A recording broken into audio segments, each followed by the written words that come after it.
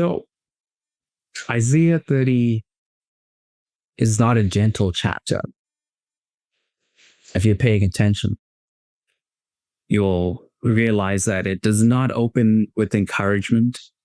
It does not begin by affirming intentions. It opens with exposure. God speaks to his people and calls them rebellious children, not because they are immoral, but because they are impatient, because they are moving without listening, because they are making plans without consulting him, because they are forming strategies, alliances, and escape routes before asking where God is leading them. Isaiah 30 confronts a familiar impulse, the need to move quickly when we feel uncertain. The people of Israel are afraid. Political pressure is mounting. Threats are real. And instead of waiting, instead of listening, instead of trusting, they rush to Egypt for help. They look for horses, for chariots, for visible strength, for speed. They want solutions they can control. And God names the problem plain.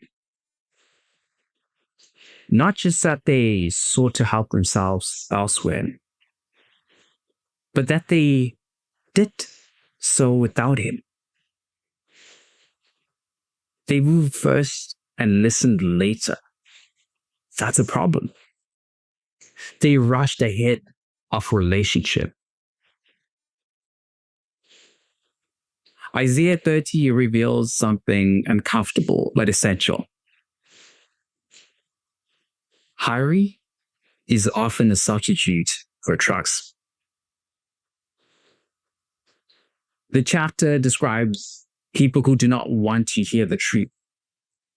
They tell the prophets to stop speaking clearly, to smooth things over, to say what is pleasant, to move the Holy One of Israel from their sight. Not because God is abandoned, but because his voice slows them down. Truth requires patience. Listening requires restraint. Trust requires waiting. And waiting feels dangerous when you're afraid. So they rush. God tells them that their strength will not come from speed, that their safety will not come from fleeing, that the very thing they think will save them will actually exhaust them. He says they will run, but their pursuers will run faster. They will flee on swift horses, but those chasing them will be swifter still.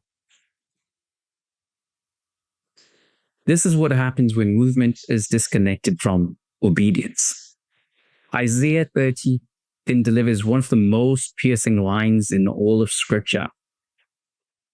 In repentance, rest is your salvation. In quietness and trust is your strength. And then comes the heartbreaking response. But you would have none of it. This is not ignorance. This is refusal.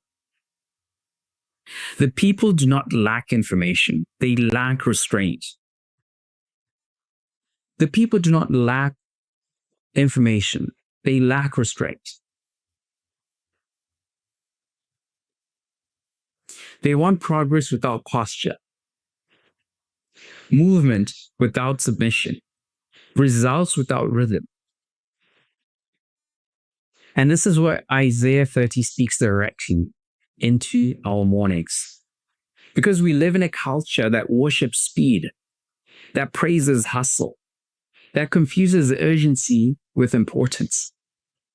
We are taught that moving fast means we are faithful, disciplined, productive. That slowing down means we are falling behind.